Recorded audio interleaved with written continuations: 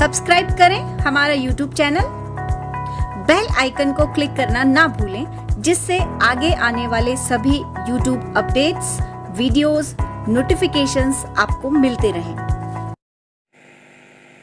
नमस्कार मित्रों, मैं मास्टर ओपी लेगा चाणक्य अनअकैडमी की ऑफिशियल यूट्यूब चैनल पर आप सभी का स्वागत करता हूं। तो दोस्तों, हम पढ़ रहे थे राजस्थान का इतिहास और राजस्थान के इतिहास में हम पढ़ रहे थे प्राचीन सभ्यताएं, और प्राचीन सभ्यताओं में हमने कालीबंगा सभ्यता और आहड़ सभ्यता इन दोनों को हमने पढ़ लिया है। और आज हम दोस्तों शुरू करने जा रहे हैं गणेशर सभ्यता। तो आइए दोस्तों, मेरे साथ हम पढ़ते हैं गणेशर सभ्यता।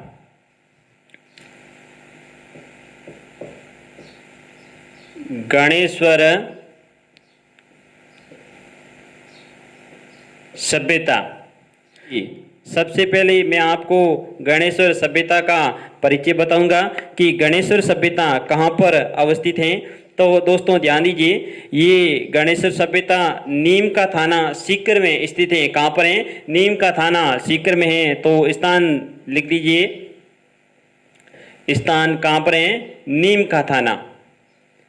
नीम का थाना क्या है? तहसील है। नीम का थाना जो कि सीकर जिले के अंदर पड़ता है। कहां पर पड़ता है? सीकर जिले में। तो ध्यान दीजिए दोस्तों, गणेश्वर सभ्यता पूछे आपको कहां पर है, तो नीम का थाना सीकर में। और नीम का थाना तहसील में ही एक गांव है जिसका नाम है खंडेला। ध्यान दीजिए दोस्तों, खंडेला गांव।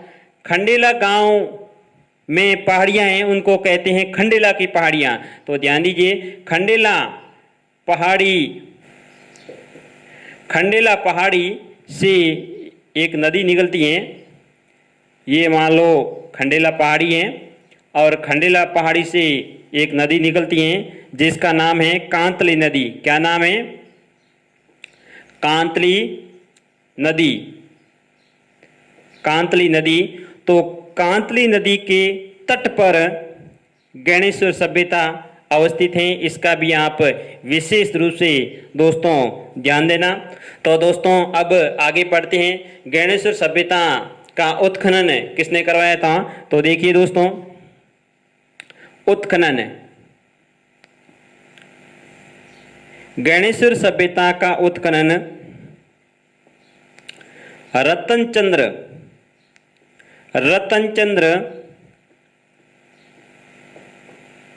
अग्रवाल, और इनके साथ में एक व्यक्ति और था जिसका नाम था विजय कुमार। इन दोनों ने मिलकर गणेश्वर सभ्यता का उत्खनन अर्थात खुदाई शुरू की। तो इन दोनों का नाम विशेष रूप से ध्यान देना।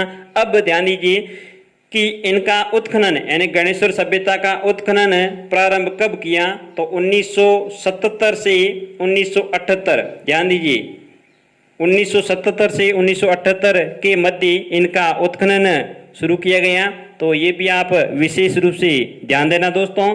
और इनसे आगे हम बढ़ते हैं कि गणेश्वर सभ्यता का काल क्या है, अर्थात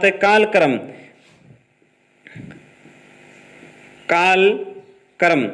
तो दोस्तों देखिए, गणेश्वर सभ्यता का विद्वानों ने कालक्रम निर्धारित 3000 ईसा पूर्व से 2800 ईसा पूर्व तक निर्धारित किया है।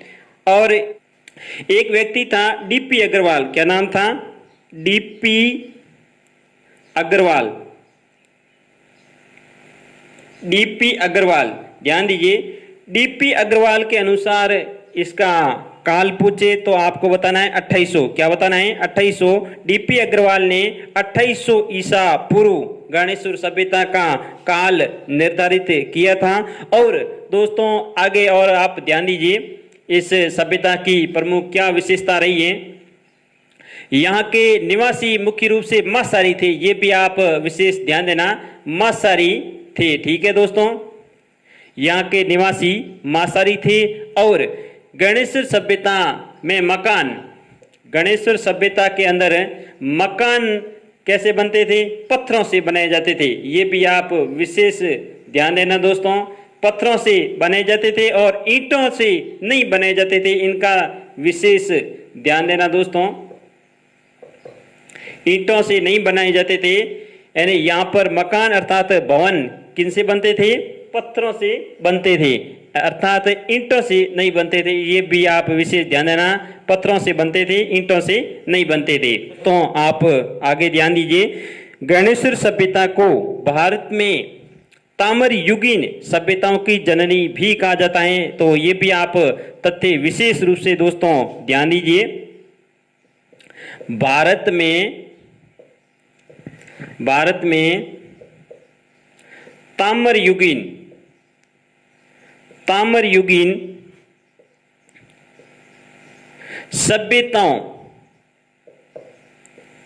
सभ्यताओं की जननी, ये तथ्य आप विशेष रूप से दोस्तों ध्यान रखना कि भारत में ताम्र युगीन सभ्यताओं की जननी किस सभ्यता को कहा जाता है? तो गणेश्वर सभ्यता को कहा जाता है। आप इसका भी विशेष ध्यान देना दोस्तों।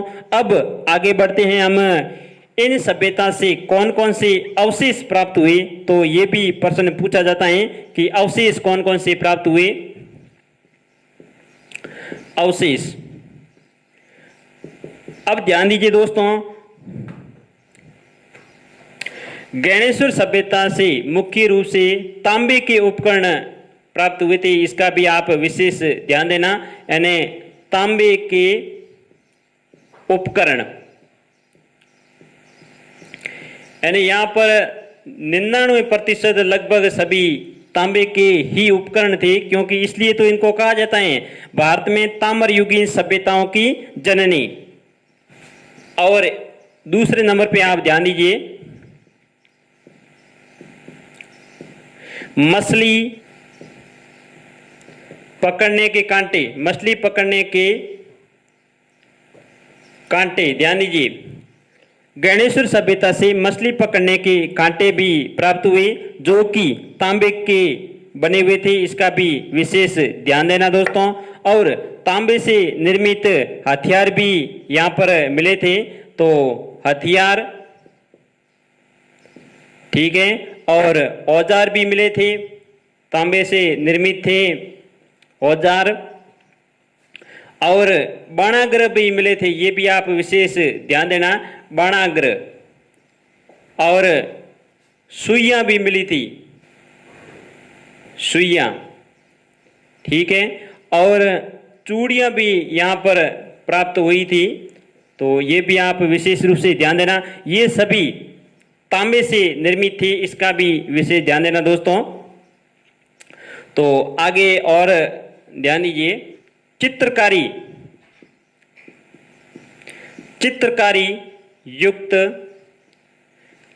युक्त बर्तन भी यहाँ पर प्राप्त हुए। चित्रकारी युक्त बर्तन, ये भी आप विशेष ध्यान देना दोस्तों। और आगे और मैं कुछ बताता हूँ अवशेष, यहाँ पर कौन कौन सी अवशेष प्राप्त हुई।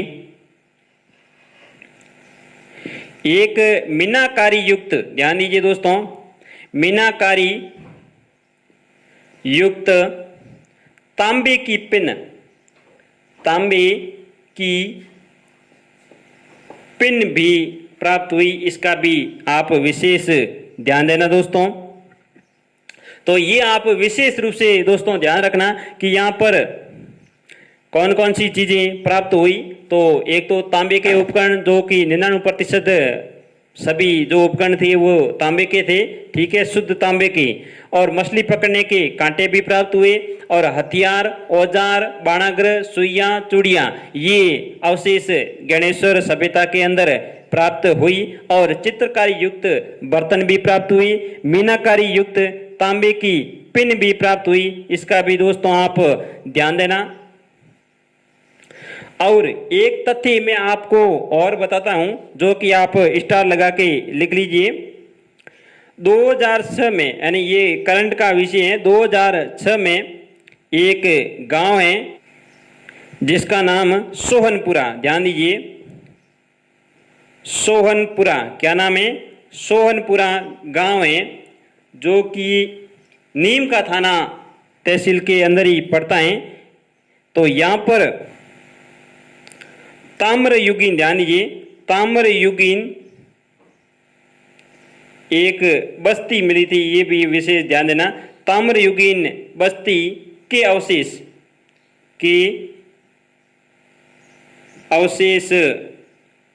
भी प्राप्त हुए थे, तो इसका भी दोस्तों ध्यान देना। तो एक बार मैं वापस रिवीजन करा देता हूँ कि गणेश्वर सभ्यता कहाँ पर है, नीम का थाना सीकर, और नीम का थाने का अंदर ही कहाँ पर है, खंडेला गांव है, खंडेला की पहाड़ी, और खंडेला की पहाड़ी से एक नदी निकलती है, कांतली नदी, और कांतली नदी पर ये अवस्थित है, अर्थात इनके कांतली नदी के किनारे स्थित हैं।